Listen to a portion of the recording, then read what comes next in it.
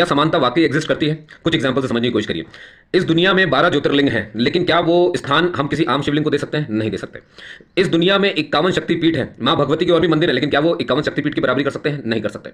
अयोध्या में जो राम मंदिर है, क्या वो बाकी भारत के जितने भी राम मंदिर है उसकी बराबरी कर सकते हैं? नहीं कर सकते। उसका एक खास स्थान है।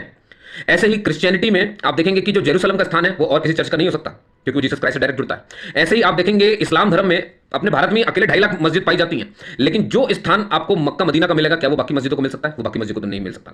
जो स्थान 10 गुरुओं का है सिख धर्म में, जहां उन्होंने धर्म बांटा होगा, जहां उन्होंने धर्म का ज्ञान लिया होगा, क्या वो स्थान कोई और ले सकता है? कितने गुरुद्वारे, लेकिन क्या जो गोल्डन टेंपल का स्थान है कोई और ले सकता है? नहीं ले सकता। क्या 4 धाम का स्थान कोई और धाम ले सकता है? नहीं ले सकता है। क्या गीता, कुरान, बाइबल जैसी किताबों का स्थान कोई और ले सकता है? सुत्त पिटक, धम्म पिटक, त्रिपिटक, 24 तीर्थंकरों ने जहां पर धर्म का ज्ञान लिया, धर्म बांटा, जितने भी और जैन मंदिर है, क्या वो 24 तीर्थंकर के वो स्थान ग्रहण कर सकते? नहीं कर सकते। जहां पर महात्मा बुद्ध ने जन्म लिया, जहां उनका निर्वाण प्राप्त हुआ, परिनिर्वाण हुआ, यानी कि कुशीनगर, सारनाथ, गया, जहां उन्होंने पहली बार लेक्चर दिया, क्या इस जगह की तुलना किसी और जगह से की जा सकती है? और कोई मठ से की जा सकती है? बौद्ध धर्म में नहीं कर सकते। मतलब यहां पर भी कुछ मामलों में विशेषता है, एसेंशियल चीजें हैं यहां पर भी दिख रहा है। किताबों को भी मैंने बताया। नदियों में आ जाए, क्या गंगा, यमुना, गोदावरी, कृष्णा, कावेरी, नर्मदा, क्या इनकी तुलना बाकी नदियों से की जा सकती है? नहीं की जा सकती। तारे कितने अनेक, लेकिन ध्रुव का स्थान अलग है। ग्रह कितने, लेकिन पृथ्वी का स्थान अलग है। हम सब इंसान हैं, लेकिन प्राइम मिनिस्टर का प्रोटोकॉल अलग है, सीएम का प्रोटोकॉल अलग है, राष्ट्रपति भी एक इंसान है, लेकिन उनका प्रोटोकॉल अलग है। उनको वो प्रोटोकॉल जो मिलता है वो हमको नहीं मिल सकता। सुप्रीम कोर्ट के जजेस का प्रोटोकॉल अलग है, सीजीआई का प्रोटोकॉल अलग है, वही जो उनको मिलता है वो हमको नहीं मिल सकता। यानी कुछ मामलों में हम सब एक जैसे तो दिखते हैं, लेकिन कहीं ना कहीं तो कुछ मामला अलग है। ऐसे सबरीमाला के 1500 मंदिर है, लेकिन एक मामले में जहां पर एक विशेष अवस्था में महिलाओं को एंट्री नहीं दी सकती, क्योंकि गॉड अप्पा जो है वो ब्रह्मचारी है।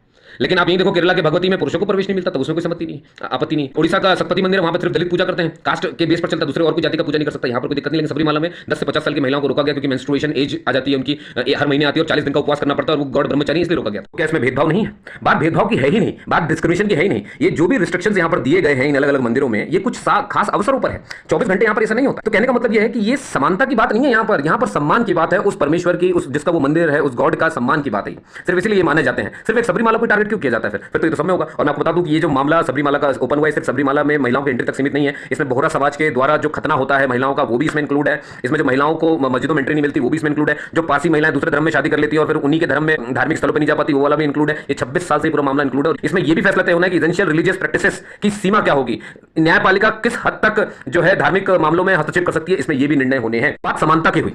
आखिर समानता किस मामले में चाहिए आपको? क्या ऐसा हो सकता है? आप सोचिए, हमने कितने सालों से इस मां को, धरती को मां के नाम से बुलाया है। क्या ऐसा नहीं होगा कुछ लोग खड़े हो जाए कि नहीं भैया ये जेंडर बायस चल रहा है, अब आज से हम धरती माता को धरती पापा कहेंगे? क्या कभी फिर क्या समानता के नाम पे ऐसा भी लगेगा कि कुछ लोग बोलने लगे, नहीं भाई लड़के बोलने लगे कि हम तो फीमेल टॉयलेट में एंटर करेंगे, या लड़कियां बोलने लगे हम तो मेल टॉयलेट में एंटर करेंगे? नहीं सकता ना। क्यों नहीं कर सकते आप यहाँ पे? क्यों आप समानता की मांग यहाँ पर नहीं करेंगे? क्योंकि आपको मालूम है कि वो महिलाओं का, ये पुरुषों का है, और इसमें एक दूसरे में एंट्री नहीं लेनी है। तो ये कैसे मालूम है आपको? ये बस आपको किसी एक बिलीफ सिस्टम की वजह से पता है। तो इसी बिलीफ की तो बातें यहाँ पर हो रही है। तो कहने का मतलब हर रिस्ट्रिक्शन जो है वो डिस्क्रिमिनेशन नहीं होता। कुछ रिस्ट्रिक्शंस जो होते हैं वो